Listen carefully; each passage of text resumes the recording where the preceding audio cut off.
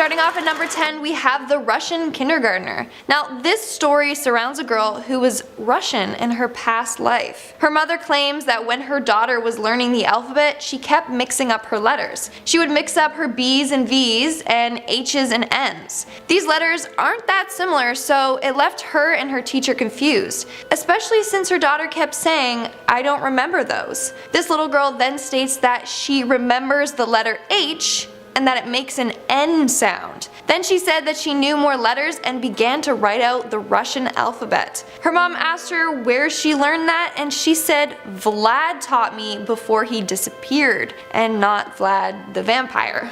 This little girl claimed that Vlad was her brother in her past life. How freaky! Like, there's no way that this young girl just happened to know the Russian alphabet, unless it was from her past life. Moving on at number 9, we have the boy who is his own brother.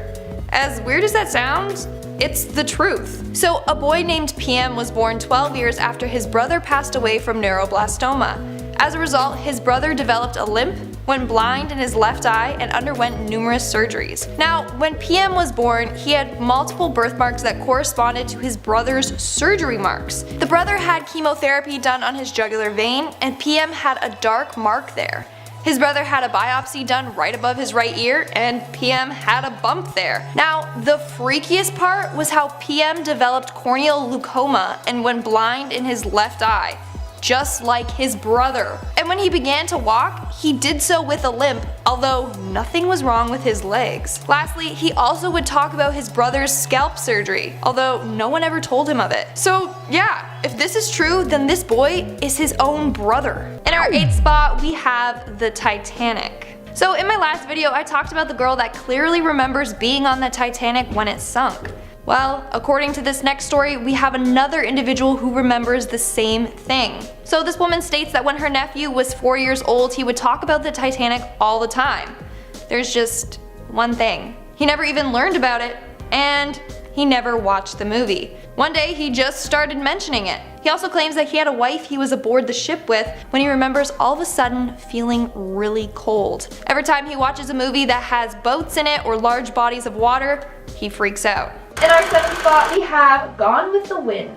When a boy named Lee was just 2 years old, he claimed he had a different house and another mother. When he was 3, he said his real birthday was June 26th instead of June 21st, the day he was actually born. He also said that he had a daughter named Jennifer and his middle name was Co, and that he wrote movies for a living. He also stated that he passed away when he was only 48 years old. His parents began to use this information to try and see what movies he would claim that he wrote. His parents read out a list of older movies to Lee, and when they said Gone with the Wind, Lee became excited and said he wrote the screenplay for the film. Well, turns out the man that wrote the screenplay for Gone with the Wind was named Sidney Co. Howard, born on June 26th, passed away at the age of 48, and indeed had a daughter named Jennifer. All of their sons' facts checked out.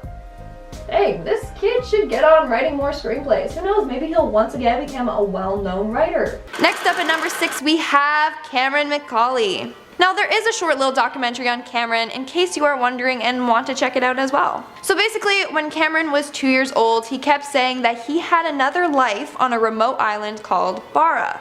Now, Cameron was from Glasgow, but Barra is an hour flight away, approximately 220 miles from Glasgow. For 3 years, Cameron kept talking about his family in Barra. He said he had brothers and sisters and even had a black and white sheepdog. He said he remembers living in a white house near the beach and remembers planes landing nearby.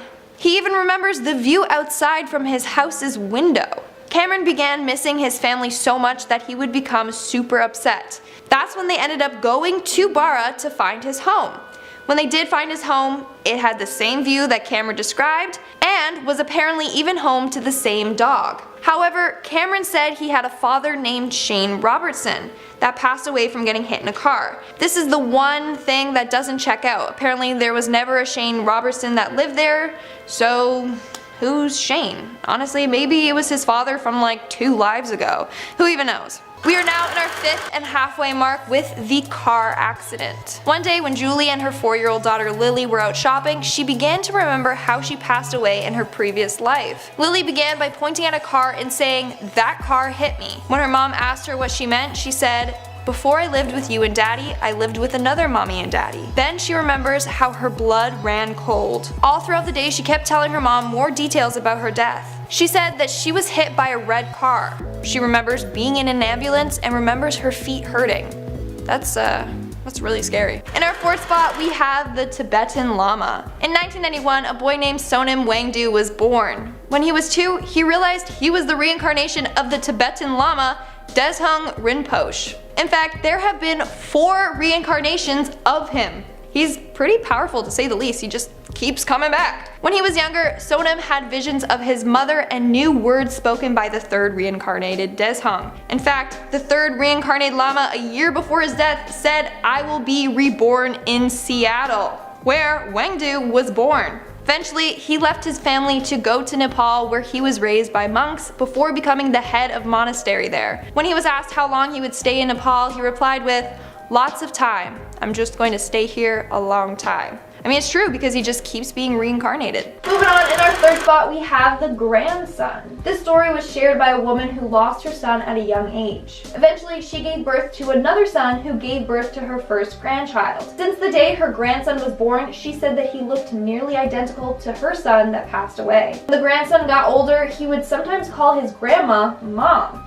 When she corrected him, he was adamant that she was his mom. Then one day he pointed to a photo of this woman's deceased son and said, "That's me when I got bigger." Again, she corrected him and he said, "I was in 2 mama's tummies. You're my mom when I was bigger." Next up at number 2, we have the boy from Thailand. Chennai was 3 years old when he started having memories of his past life. This 3-year-old boy remembers being a teacher named Bua Kai. He talked about his previous family, wife, and children. He said that he passed away after being shot in the head while walking to school. What's freaky is that this boy has 2 birthmarks on his face. One on the back of his head and one above his left eye. Those are the exact spots where the bullet entered and exited Buakai's head.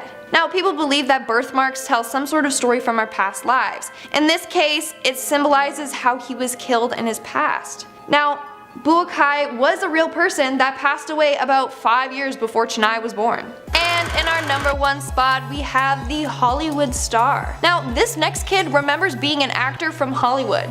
How cool is that? So this little boy's name is Ryan, and when he was 5 years old, that's when he started claiming that he was someone else. He claimed that his real home was Hollywood and he missed dancing in Broadway productions. He also remembers meeting some stars like Rita Hayworth and remembers an agency where people would frequently change their names. Now, how on earth does a little 5-year-old know so much about the industry? He also said he used to live on a street with the word rock in its name. Now, his mother Cindy was so shocked at how much information Ryan knew, so she decided to do some research of her own. She found a photo while researching Hollywood stars, and Ryan pointed to a man and said, "That's him." The man's name was Marty Martin. He was a movie extra in the film Night After Night, as well as a Hollywood agent. Now, all of Ryan's claims checked out. Marty danced on Broadway, worked at an agency who created new stage names for their clients, and even lived at 825 North Roxbury Drive. Rocks. Ryan also knew how many times Marty was married and knew that he had 2 sisters. So what do you all think of this one? I say put his acting and dancing skills to the test. See if he's still got it. Starting off this countdown, we have the mother named Sally. Sounds like a title to an upcoming horror movie. This mother states that one day her daughter started to tell her about her past life and her horrific death. She said that her previous mother's name was Sally and that she died a long time ago on a Thursday. Then she said that on that day she was playing with her father's gun when it accidentally went off and shot and killed her mom, Sally. Then when her mom dismissed this, saying that it's not true, her daughter said, "We come back, Mummy." Maybe I should mention that this girl was 4 years old at the time. Pretty unusual for a 4-year-old to say things like that. The mother even claims that her daughter has never met anyone named Sally or even watched any shows with a character named Sally in it. She also says that she has never even told her about guns, and she hasn't even watched any violent shows. Coming in at number 9, we have the Colonel. And I hate how Colonel is spelt colonial, like C-O-L-O-N-E-L. Like, where's the cur sound? There's no R. Like, what's going on? Anyway, from a young age, a boy named Matthew would remember distinct details of his past life in Russia during World War II. It started off when Matthew would always draw really graphic pictures, like of dead people on the ground in war. When asked about it, he said, and I quote, "Stay out of my business, my men were dying at that time." Matthew's mom ended up putting him in therapy to see if the therapist could explain Matthew's odd behavior. At therapy, Matt told the therapist that his real name was Pollock. The therapist also realized that some of his drawings look like a map of Frankfurt, Germany and Russia. He believes that Matthew was once a colonel in the Soviet Union. He learned that one time he was interrogated and was stabbed in his left thigh, the same spot where Matthew has a birthmark. He also learned that Matthew died a gruesome death. Eventually, Matthew, his mom, and aunt all went to Russia, and he managed to lead them to his resting place. The tombstone read, Polkovnik Yevgeny Ivanovsky, 1878 to 1952. He was indeed a colonel. Moving on to number 8, we have The Boy and the Scottish Pub. Just like the title suggests, this story takes place in a pub in Scotland. When a 4-year-old and his family stopped at a pub in a small village in Cairngorms, the little boy recognized the pub immediately and said, "My favorite place." The boy was able to direct his dad to the bathroom in the pub, which was said to be hidden behind a wall and not even labeled. Then the little boy kept saying how much he loved this pub and sitting beside the fire. But there was no fireplace, but the boy insisted that there used to be one against a certain wall. Then he continued to talk about more details of the pub and about the owner and his friend Fred. Bar staff then said that his claims were correct. Fred was the owner there, but passed away 10 years ago.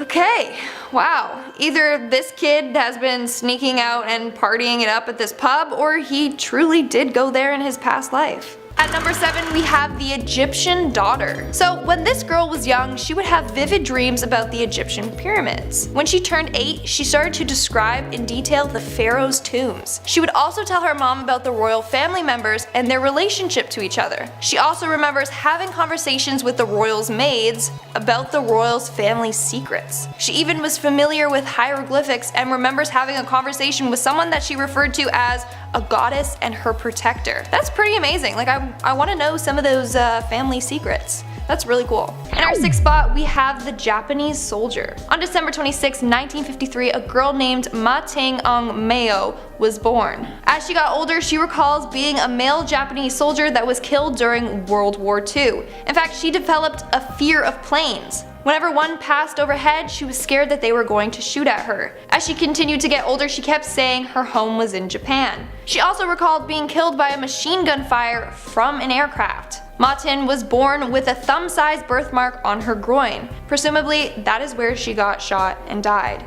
She also remembers facts like having 5 children, her oldest child being a male who was an army cook. We are now at our 5th and halfway mark with the bicyclist. Several years ago in Sri Lanka, a girl named Purnina Akanyaki was born. When she was young, she kept describing her past life. After visiting a temple 145 miles away from her home on a school trip, she claimed that she lived in the town across the river from the temple.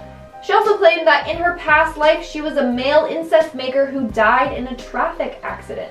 Her dad ended up traveling to that town and asked about an incest maker who passed away. That's when they found out that there was a man named Jinadasa. He was an incest maker and passed away after being hit by a bus while riding his bicycle. This little girl ended up going to Jinadasa's home and correctly identified his wife, daughter, and the school that he went to. Freakiest part? This girl was born with birthmarks along her lower ribs and chest. Well, autopsy reports of Jinadasa revealed he had several fractures and bruises in the identical spot. Next on my list at number 4, we have James Leininger. Born in 1998, when James was 2, he claimed to be a lieutenant and passed away when his plane was shot down. Now, just like any other parent would do, they just brushed it aside, saying that he had a wild imagination. But then he kept describing accurate information. When they researched into this plane crash, they found that there was an American pilot named Lieutenant James Houston Jr. who passed away in 1945 towards the end of World War II. First off, what are the odds that he gets reincarnated and his parents literally picked the same name? Now, the boy continued to talk about his ship, the Natoma, which was also true. He would also have reoccurring nightmares about an airplane crash. His parents then met Lieutenant James's crew, who are all old by now, but they confirmed the details that James mentioned, saying that they were all accurate and only the lieutenant and the crew could have known some of the details. Coming in at number 3, we have a girl who remembered being on the Titanic. This woman claims that when she was 12, she started getting memories of her being on a ship. She stated that she would often be overwhelmed by a claustrophobic feeling and a rocking sensation, as if being in a small room on a ship. Now, one day she ended up watching a history program on the Titanic. That's when she would see clips of people and clearly recognize them and remember their names before the film even mentioned who they were. Then she visited a Titanic exhibition in Copenhagen. When she saw the reconstruction of some of the cabins, she immediately felt ill and had the same rocking sensation. Now, the freakiest part is when she saw a ring in the exhibition which supposedly belonged to an unidentified female traveler. She immediately felt a connection to that ring and knew that it was her engagement ring. Moving on to number 2, we have the famous golfer. When a little boy was 3 years old, he claimed that he was the famous golfer Bobby Jones. One day, this boy, we will refer to him as Hunter because his name was not shared. Well, one day, Hunter came across a picture of Bobby Jones and said, "That's me." Now, to make sure that his son wasn't making it up, his dad laid out 6 photos of different famous golfers. But Hunter still correctly identified Bobby. He then saw a photo of Harry Vardon and he said, "That's my friend, Harry Garden."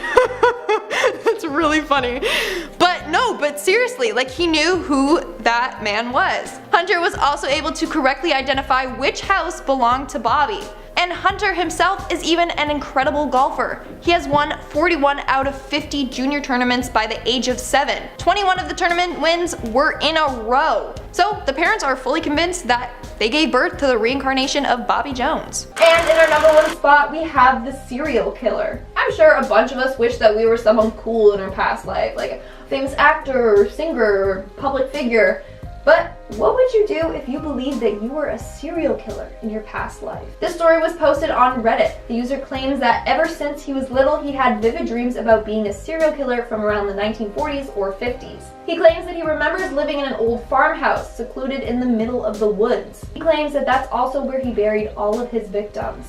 He states that there are at least 50 women, all with medium-length jet black hair, that he ended up murdering. He has tried searching online to try and find his past self, but he believes that he never got caught. Man, that would be super freaky if somehow, like, the cops could just find this isolated house and just dig around to see if they find the bones of these women and see if this guy's story actually checks out. To kick off this countdown, at number 10, we have the horseback rider. Veronica Lamry shared her story about her son that remembered his past life. She states that when her son was around the age of 2, he would constantly talk about being a grown man that would ride his horses through the woods. However, he said that one day he died while riding. He claims that everything went dark and that's when he had a new mommy. Veronica asked her son where he got hurt and all he did was point to a birthmark on his stomach. Like I mentioned in part 1 of this video, birthmarks are said to be a symbol of your past life and are supposed to tell some sort of story. In this case, it symbolized how he passed away.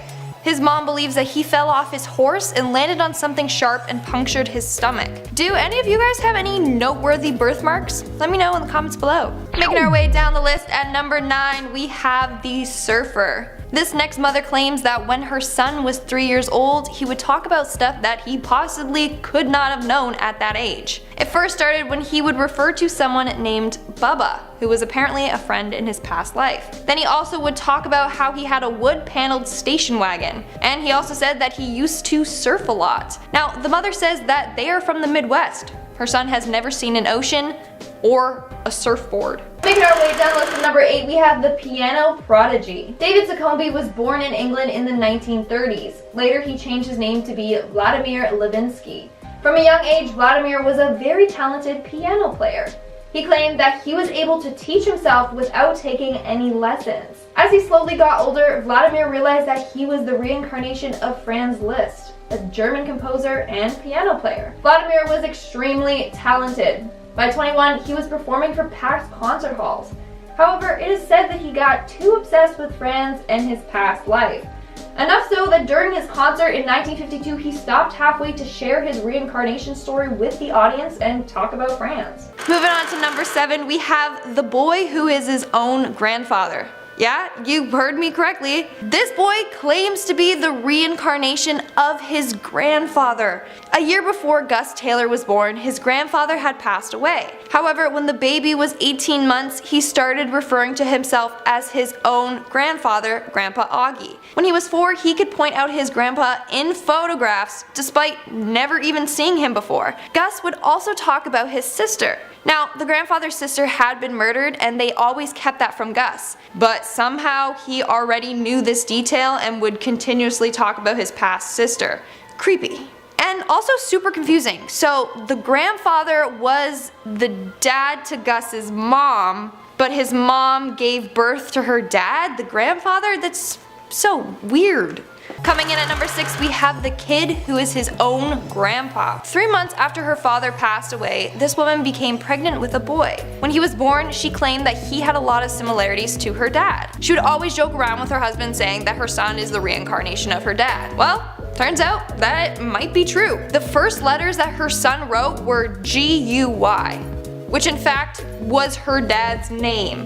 She also claims that they have some of the same mannerisms. Now, her dad passed away from a heart attack. Creepily enough, her son has a birthmark right over his heart. In a way, she gave birth to her dad. It sounds so weird to say that, but we are now at our 5th and halfway mark with Swarnlata Mishra. When this girl was 3 years old, she remembered her past life in which she was a girl called Baya Pathak. Now, Swarnlata lived in a small village in India and Baya lived in a village 100 miles away from her. She described her past house as being white with 4 rooms. She also would sing songs that she remembered from her past life and remembered complex dance routines. Eventually, they found a woman named Baya that lived in that village that died 9 years prior. Her and her father ended up visiting that family. To test her daughter, her father ended up introducing her to people who he claimed were her family members, but weren't. But Swarnlata immediately called him out on it. She knew who her real past family members were. In our 4th spot, we have the Titanic. There are so many kids that remember being on the Titanic the day that it sunk. It's extremely sad, but also really interesting. 2 years after the Titanic sank, a little boy was born. He had a bunch of visions as a child which led him to believe that he was on the Titanic when it sank. He said that he was on the ship with his family and was only 2 years old at the time of his death. When he got older, he began to remember more details, like staying in the 3rd class cabin. He also recalled his name was something AED. Upon looking at the Titanic passenger list, there was a boy named Alfred Peacock who was on the Titanic in the 3rd class cabin with his mom and sister. Coming in at number 3, we have Edward Austrian. Edward Austrian was 4 years old when he claimed that he was a soldier from World War I. He kept saying that he passed away after taking a bullet to the throat. In fact, Edward continuously would get sore throats and would say that his shot wound was hurting. Doctors couldn't even explain why he was constantly getting these sore throats, and in fact, he even developed a cyst in his throat at one point. Eventually, the cyst mysteriously went away on its own after Edward started talking more about his past life. He claims that he was a soldier named James that was 18 years old. He has vivid memories from his past life that he would share with his family. One day he said, and I quote, "We were walking along through the mud. It was damp, it was cold. My rifle is heavy. I remember looking out and seeing trees, and then there was desolation. I heard a shot come from behind. It went through someone else, hit me square in the back of the neck, and I felt my throat fill with blood." There's no way a 4-year-old could have made up those details, especially since his parents claim that they've never let him watch any soldier or war-related movies or shows. In our 2nd spot, we have the reincarnation of Anne Frank. Yeah, that's right, this next young girl claims that she is the reincarnation of Anne Frank. So I'm sure we have all heard of the sad story of Anne Frank. Well, 9 years after she passed away, a girl named Barbo was born. Now, as soon as Barbo could speak, she said that she wasn't in her real home and stated that her parents were not her real parents. She also would have nightmares of men breaking through her attic door. When Barbo discovered who Anne Frank was, she realized that they shared a lot of the same memories. When she was 10 years old, she visited Amsterdam and took her parents to Anne Frank's house with no directions or help. When in the house, she knew the entire layout of it and took her parents to the attic. Now, Sadly, Barbara struggled a lot during her childhood to get past all the fears that she had from her past memories. And in our number 1 spot, we have the Pollock twins. Now, I've mentioned the Pollock twins before, but let me go more in depth. On May 7th, 1957, 2 sisters named Joanna, age 11, and Jacqueline, age 6, were hit by a car on their way to church. The parents, Florence and John Pollock, were grief-stricken, but the father always remained hopeful, saying that his daughters would come back to them. He even said that they would be reborn in the form of twins. Well, in 1958, Florence gave birth to 2 girl twins, just as her husband predicted. They named them Jillian and Jennifer. Over the years, these twins began to start to resemble their previous daughters. Jillian was more slender, just like Joanna was, and Jennifer was more stocky, just like Jacqueline was. When Jacqueline was alive, she struggled with writing since she would hold the pencil in her fist. Jennifer would do the same thing. At one point, the girls even asked for the same toys that the previous sisters owned. And when they both got dolls, they named it the same name that Joanna and Jacqueline gave their dolls. The parents always hid the tragic past for them, so it's not like they knew any of this. These twins also shared the same birthmarks as the other girls. Jennifer had the same birthmark on her waist that Jacqueline had, and Jennifer had a birthmark on her forehead that was the same spot where Jacqueline had a scar. The girls were also terrified of cars and crossing the street. And then we have the creepy part. One time, the girls were caught playing a game and they were discussing details of the accident that they died in. Details they couldn't have known unless they were the reincarnation of the other girls. Starting off this countdown, we have the kid who is his own grandfather. As you saw in my other 3 videos, if you watched them, this has been a reoccurring theme. Lots of boys have been born and then claimed that they were their deceased grandfather. So here's another case just like that. When Ron and Kathy's son Sam was just 2, he started to say weird things like, "When I was your age, I changed your diaper," referring to his dad. That's a super weird thing for a 2-year-old to say. What's even weirder is how at 18 months, Sam was able to speak in full sentences. He would say words like portal. When his parents asked what he meant, he said that when he passed away, he went whoosh and came out of the portal. His parents started to believe him and began asking him more questions. Sam told his parents that he used to have a sister who turned into a fish by some bad guys, then she died. Okay, this may sound silly to hear, but Sam's grandfather had a sister who was murdered.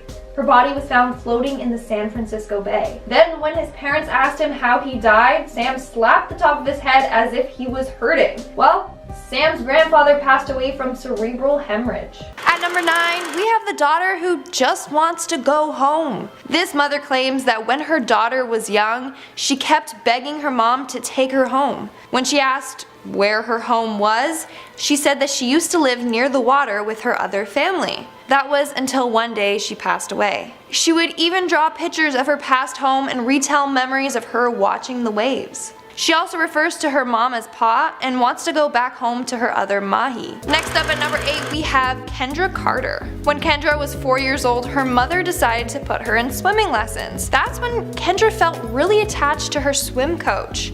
She began saying that the coach's baby had passed away and claimed that that was her. She told her mom, "I'm the baby that was in her tummy." Now, they did find out that the coach lost her baby 9 years before Kendra was born. Kendra loved spending time with her coach, and when she wasn't, she was very quiet. Unfortunately, the coach and Kendra's mom got into an argument and Kendra was no longer allowed to see her. As a result, Kendra fell into depression and barely spoke for 4.5 months.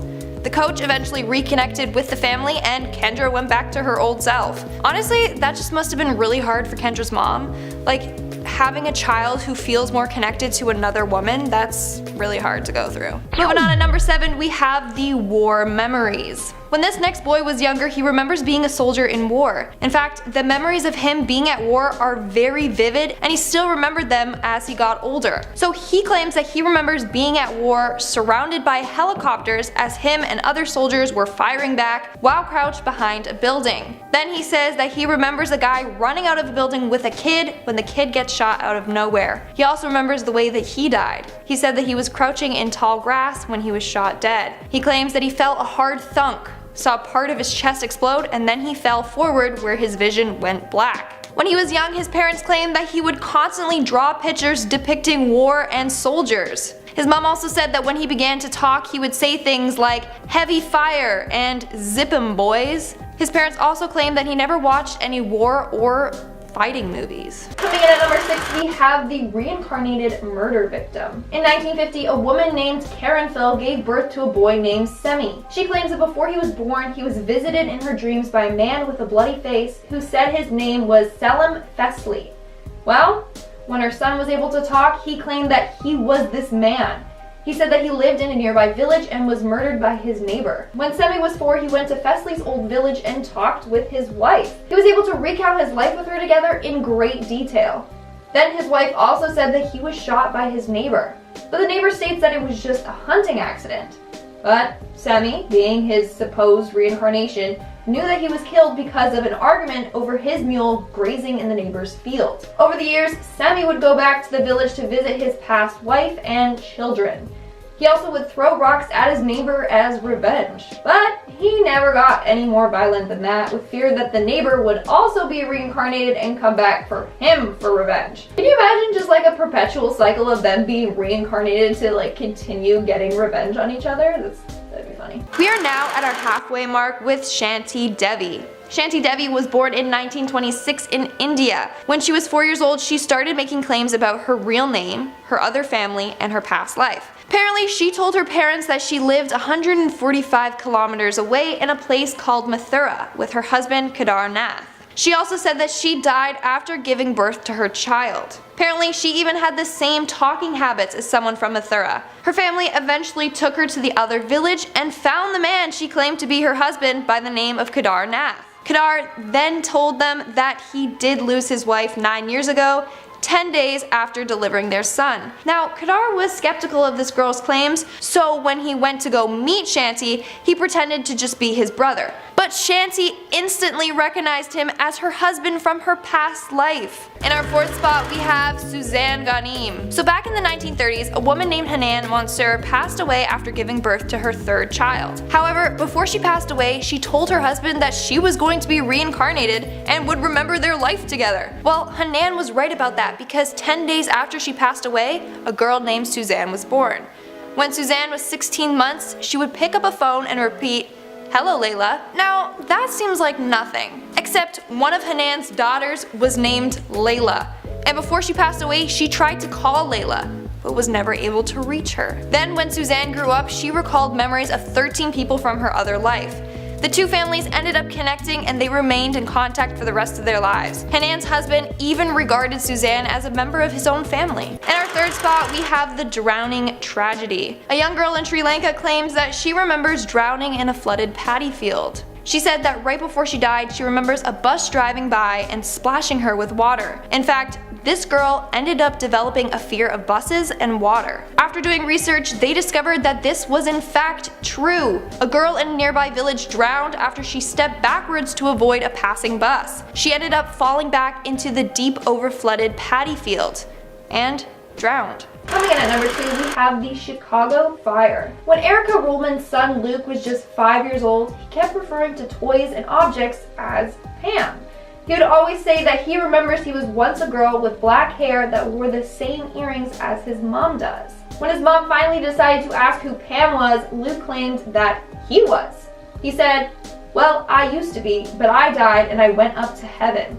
Eventually, God pushed me back down, and when I woke up, I was a baby, and you named me Luke." Luke also said that he used to live in Chicago, where he would take the train a lot, and that he passed away in a fire. When talking about it, Luke made the motion indicating that Pam jumped out the window. After doing some research, Erica found that in March of 1993, the Paxton Hotel in Chicago had a fire. The freakiest part? A woman named Pam Robinson died after she jumped out the window trying to escape the fire. Coincidence? I don't know so much. In my last video, somebody commented that these kids can easily research these stories. Okay, because a 5-year-old is capable of proper spelling to search these topics and then also can read and understand these complex articles, yes. If that's the case, then we have a child genius. Coming in at number 1, we have the boy who solved his own murder. When a boy in Syria Golan Heights was 3, he began saying that he had been murdered in his past life. The boy said that he was killed by getting an axe to his head. This boy even had a long red birthmark on his head. In this boy's case, the birthmark also showed the way that he passed away. Now, it turns out that this boy's story checked out. They took him to the village that he said he once lived in, and even showed his family where his body was buried. When they unearthed his body, they found a boy's skeleton with an axe wound in the skeleton's skull. Like, there's no way that a kid could have just known where a body was buried by coincidence. But it doesn't stop there. The kid also remembered who the killer was and his full name. They then confronted him and he eventually admitted to the crime.